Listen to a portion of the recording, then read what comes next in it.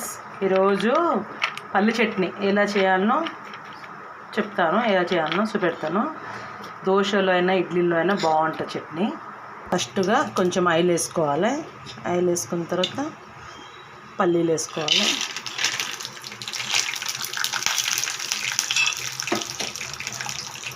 తర్వాత పచ్చిమిర్చి వేసుకోవాలి. పచ్చిమిర్చి తక్కువ వేసుకోవాలి, మా కారం తిన్నంత. తర్వాత చిన్న టమాటా వేసుకుంటాం, చిన్న టమాటా.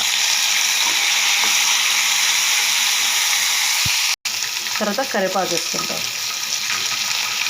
చూసిరా ఫ్రెండ్స్, పల్లి, పచ్చిమిర్చి, టమాటా, కరివేపాకు. లాస్ట్ కొంచెం కొత్తిమీర వేసుకుంటాం, బాగుంటుంది. దోశలు అయినా ఇడ్లీలు అయినా చాలా బాగుంటుంది. అలాగే కొంచెం కొత్తిమీర వేసుకుంటాం. కొత్తిమీర వేస్తేనే పల్లి చట్నీ బాగుంటుంది.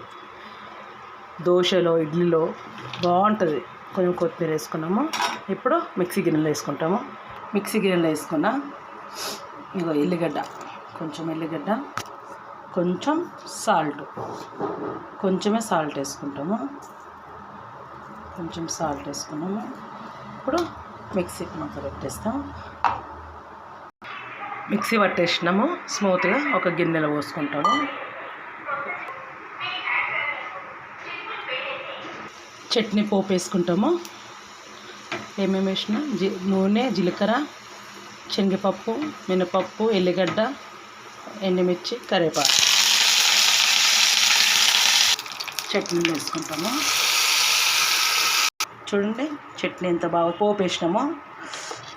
ఇప్పుడు మంచిగా తీసుకొని తినవచ్చు. ఇడ్లీలో అయినా దోశలో అయినా బాగుంటుంది కదా. చాలా బాగుంది కదా చట్నీ. మీకు కూడా కావాలంటే ఇలా చేసుకోవచ్చు.